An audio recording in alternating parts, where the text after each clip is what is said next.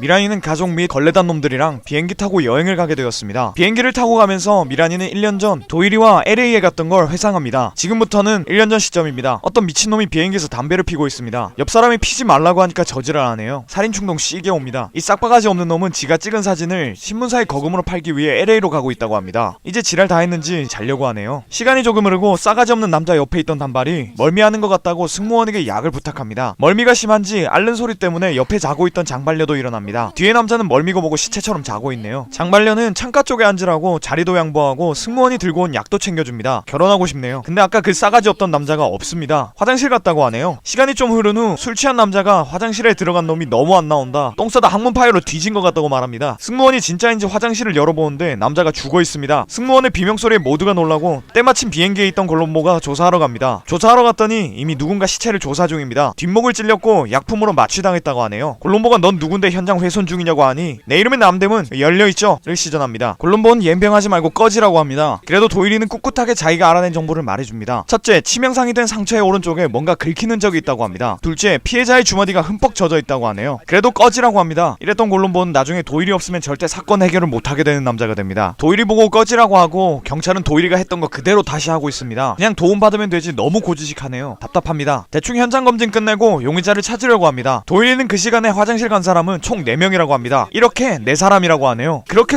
소란스러웠는데 이제서야 본인 일행이 죽은 걸 알았습니다. 무심한 건지 귀가 없는 건지 헷갈리네요. 처음에 피해자가 필름을 팔려고 했죠. 그 필름이 없어졌다고 합니다. 필름을 노린 범인 같네요. 근데 얜 도일이가 용의자라고 지목도 안 했는데 왔습니다. 흔한 관종인 것 같네요. 각자 화장실을 간 시점을 얘기하고 있습니다. 이 착한 장발누님은 승무원이 단발에게 멀미약을 갖다 준 후 20분 뒤에 화장실을 갔다고 합니다. 피해자가 자리로 돌아오지를 않아서 괜찮냐고 화장실에 노크를 했더니 안에서 노크를 했다고 하네요. 그때는 살아있었을 거라고 추측 가능할 것 같습니다. 용의자로 지목도 안 된 수염 아재가 계속 나댑니다. 못 보겠던 뚱뚱한 남자는 저 새끼도 자리 비었다고 진술합니다. 피해자 뒤가 저 수염 자리인데 피해자가 자고 있는 걸 봤을 때 피해자 뒷자리가 비어 있었다고 하네요. 도일이는 수염은 안 움직였다고 했는데 어떻게 된 걸까요? 용의자들을 다 수색했는데 흉기 같은 것은 발견되지 않았다고 합니다. 도일이는 본인이 틀렸다는 걸 인정할 수 없기 때문에 다시 수색하자고 뗐습니다. 별 수 없이 모든 이들의 짐을 조사하기 시작합니다. 이 외국인은 수표가 있네요. 일본에 미술품 사러 왔다고 합니다. 도일이는 영어도 겁내 잘합니다. 이것도 하와이에서 배웠겠지? 이 수염짐에 피해자가 가지고 있는 필름과 비슷한 게 있습니다. 수염은 피해자와 사진을 같이 찍었는데 본인 건 퀄리티가 낮다고 하네요. 피해자 것을 훔친 건 절대 아니라고 합니다. 일단 여기서 자리 배치를 다시 보여드리겠습니다. 피해자가 영호입니다. 이걸 알아두시면 이해하시는데 편할 겁니다. 도일이 억지 때문에 용의자들 신체 검사를 다시 했는데 흉기 같은 게 안 나왔습니다. 민폐네요. 도일이는 마지막으로 피해자 가방을 살펴보자고 합니다. 포기를 모르는 이 시대의 상남자네요. 가방을 꺼내려는데 단발누님이 뭐가 불편한지 오른손을 올리다가 다시 내립니다. 그러다 왼손으로 다시 꺼내네요. 피해자 가방에도 별게 없습니다. 그러다 여권 사진을 보더니 신형사가 피해자를 알고 있다고 합니다. 피해자가 찍은 사진이 대상을 탄 적이 있다고 하네요. 용의자들은 안 물어봤으니까 우리 좀 자리로 가게 해달라고 합니다. 뭔 고딩놈 주둥아리 때문에 몇 명이 피해보는 거냐고 말합니다. 할 말 없는 남도일 억지를 생각하는 중입니다. 근데 뚱뚱한 남자가 수염 보고 이제 자백하라고 합니다. 분명히 단발이 약 갖다 달라고 했을 때 피해자는 있었지만 수염은 없었다고 하네요. 승무원도 수염이 없는 걸 봤다고 합니다. 수염은 범인으로 지목될 위기입니다. 도일이는 승무원과 미란이에게 뭔가를 물어본 후 모든 걸 알아낸 듯한 특유의 재수없는 표정을 짓습니다. 도일이는 추리를 시작합니다. 일단 장발녀가 화장실에 가서 노크를 했을 때 안에서 노크를 한 사람은 외국인이었습니다. 외국인은 피해자가 가진 필름을 찾기 위해 화장실에 갔었습니다. 그리고 필름을 찾기 위해 피해자의 주머니를 뒤졌습니다. 그때 주머니에 본인의 향수 냄새가 배어서 손수건에 물을 묻혀 주머니를 닦아냈습니다. 그래서 주머니가 젖어있던 거였죠. 피해자가 가진 필름을 살려고 했다고 합니다. 들고 온 수표도 필름을 사려고 들고 온 거였죠. 외국인이 화장실에 갔을 땐 이미 피해자는 죽어 있었습니다. 자, 이제 진범을 알아낼 차례입니다. 뚱뚱한 남자와 수염의 증언이 엇갈렸었죠. 수염은 진짜로 자리에서 계속 자고 있었습니다. 범인이 본인에게 비니와 수면 안대를 씌운 것도 모르는 채로 말이죠. 범인이 피해자가 자고 있는 것처럼 꾸민 겁니다. 이런 짓을 한 범인은 바로 단발이었습니다. 단발은 수염을 변장시키고 옆자리에 앉아 승무원을 불렀습니다. 그리고 자기 자리로 돌아가서 멀미하는 척하며 장발녀를 깨웠습니다. 그 후 피해자 자리가 비어있는 걸 보게 해서 화장실에 간 시간을 착각하게 만들었습니다. 뚱뚱한 남자가 본 빈자리는 원래 비어있던 수염의 뒷자리였습니다. 단발은 피해자가 가지고 있던 필름을 잘라서 휴지통에 버렸습니다. 필름을 노린 범행으로 위장하기 위해서 말이죠. 범행 방법은 우선 피해자에게 할 말이 있다고 화장실로 불러낸 후 피해자가 문을 연 순간 손수건으로 마취시켰습니다. 그 후 바로 목 뒤를 찔렀죠. 흉기는 어딨냐고 착한 장발녀가 단발을 쉴드칩니다. 도일이는 흉기는 몸에 지니고 있다고 말합니다. 바로 브래지어의 오른쪽 와이어라고 하네요. 와이어 끝을 뾰족하게 만들어서 찌르면 확실히 골로 보낼 수 있다고 합니다. 피해자의 목에 긁힌 자국은 와이어 반대편 부분이 스쳐 지나가서 생긴 흔적이라고 하네요. 의심받을까봐 와이어는 몸에 지니고 있었을 거라고 합니다. 단발은 범행 사실을 시인합니다. 3년 전 대상받은 그 사진 때문에 죽였다고 하네요. 단발이 그 화재 사건 때문에 본인의 오빠를 잃었었는데 피해자가 대상받은 사진을 찍기 위해 일부러 건물에 불을 질렀었다고 합니다. 진짜 사이코패스네요. 도일이는 어떻게 흉기가 브래지어에 있는 걸 알았을까요? 아까 피해자가 가방을 꺼낼 때 멈칫했었죠? 뾰족한 와이어 부분이 옆구리를 찔렀기 때문이었습니다. 그것 덕분에 안 거였죠. 이렇게 사건은 해결되게 됩니다. 이상 남도일 최초의 사건 하늘을 나는 밀실이었습니다.